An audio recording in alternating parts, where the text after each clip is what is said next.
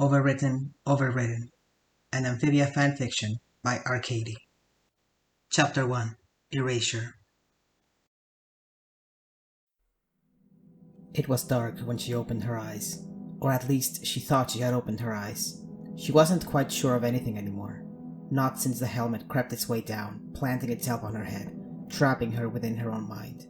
Not since waves upon waves of electricity ran up through her limbs, the pain too unbearable to recount. Not since she felt her body slump forwards in the grotesque chair she had been forced into, and when she tried to pull herself back up, with the little energy she had left, she felt something foreign moving her limbs for her, cracking her bones and speaking words with her own mouth. Marcy wasn't in control. She knows now that she never was.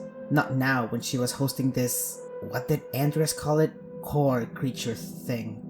Or back at the castle when she was desperately trying to open up a portal to get them all back home before she was literally backstabbed by someone she thought she could trust. Or when she was working with her two best friends to recharge the music box with the hope that they would all be exploring new worlds, together as they should always be. Not when she was role-playing during all her little adventures around Utopia, thinking this is where she was meant to belong. Not back on Earth, where everything was being ripped out from underneath her. And especially not when she made the stupid decision to send that picture of the music box. No, this was all part of Andreas' plan. He'd even said it himself. She was doomed the moment she landed in Utopia.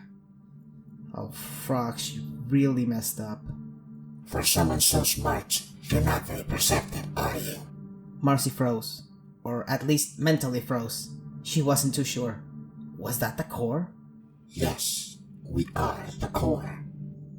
Oh, so this was happening now. With all the video games she played, she should have known how this would play out. She had just assumed she would be left in the dark to her own tormenting thoughts. She could deal with that. After all, isn't that what she deserved after all the treachery and scheming she had done behind Anne and Sasha's back? Not exactly, but you were removed from the rejuvenation tank too early. Is that what you've been in? She hadn't given it much thought, but she supposed that made sense. When General Yunnan and Lady Olivia arrived, there was too much happening in too little time. And she herself hadn't quite been all that there until the nightmarish simulation experience. She didn't really want to think about it. You won't have to. User override. Marcy Wu to the host. Initiated. Minor memory. VR simulation. Moved. Moving next memory. Wait, what was she just thinking about? She could vaguely remember General Yunnan and Lady Olivia removing her from the tank. Their arms were wrapped around her, holding her upright, and it was almost comforting. And then there was a bright light? But what happened next? Maybe she should ask the core. What just happened? We are completing the final preparations of the host. All your memories must be processed and subsequently moved before deletion. She felt a cold pressure well itself in her chest. What do you mean? We know that you are smart. It is for this exact reason that you were chosen to be the host. Do not play dumb when you already know the answer. Marcy did. She knew exactly what the core was implying. She didn't need to be smart to figure it out. Because what does anybody do when they get a new device? You make it your own. User override. Marcy Wu to the host. 10% completed. Minor memory. Failed rescue. Moved. Moving next memory. Please don't do this. You already control my body. Why take my memories? We are the core. We are the combined intellect of Amphibia's greatest minds. You will become one with us, but your memories hold you back. This was much worse than Marcy could have ever anticipated. She didn't care what would happen to her, but forgetting Anne and Sasha? The people she loved the most in the world? The people she threw everything away for? User override. Marcy Wu to the host. 25% completed. Minor memory. General Yunnan and Lady Olivia. Moved. Moving next memory. Would it not make you happier to not have to remember how you hurt everyone around you with the choices you made?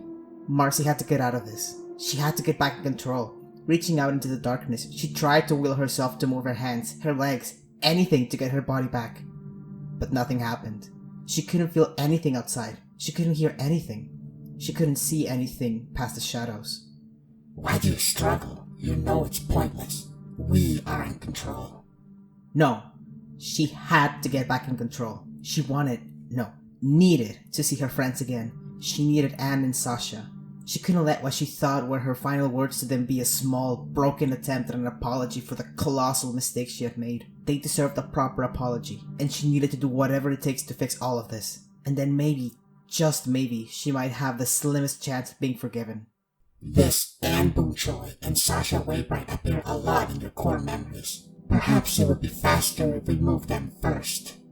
No, please, I'm begging you. I don't want to forget them. They mean everything to me. I'll stop struggling if you just leave them alone. Please.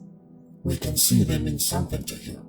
Yet you betrayed your trust when you took the music box and dragged them into a world where their lives were put at risk. You did all this so that you could escape your family. But don't you see you took them away from theirs?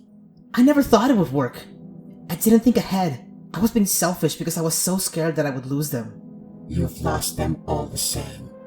It hurts to hear, but she knows it's true. She knew it in the way they pulled away from her when all her dark, painful truths were revealed.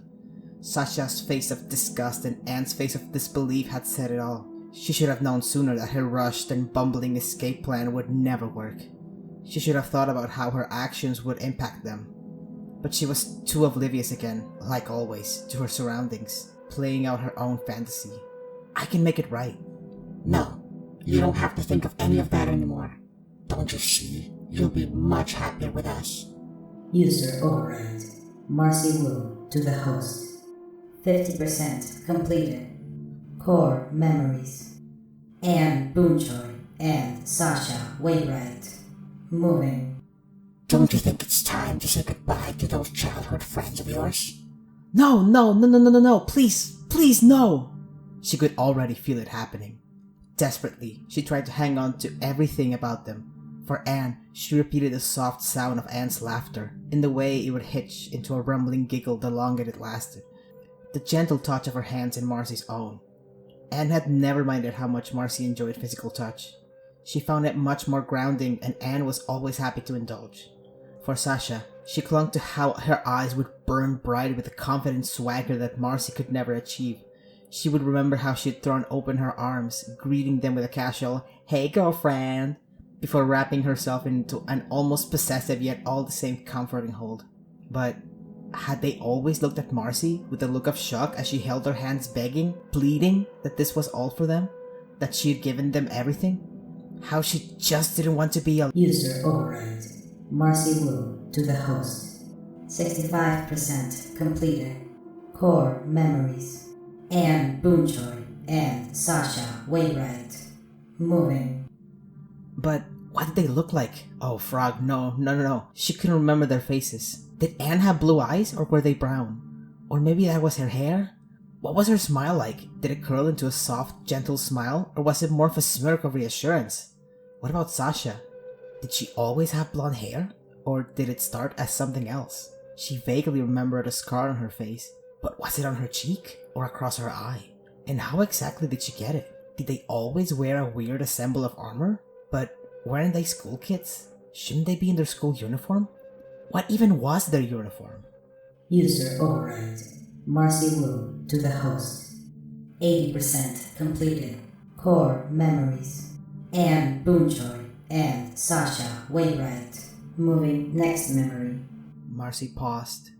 She was forgetting something important, but for the life of her, she couldn't remember what it was. A hollow pit was carving its way into her chest, yet all she could feel was utter grief and sorrow. It was as though something or somebody had just been ripped and torn from her grasp. She tried to remember. She truly did. But she just couldn't. User override.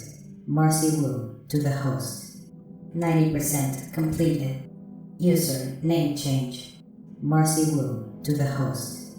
She couldn't remember a thing. The pit in her chest was all-consuming. A deep, dark, empty abyss. For some reason, she half expected there to be a burning orange light. Almost like a fire. But there was nothing. She was nothing. She was the host. User override. Marcy Wu to the host. 100% completed. Deleting original user. Error occurred. Administrator detected. Welcome, Wit. Saving user backup copy.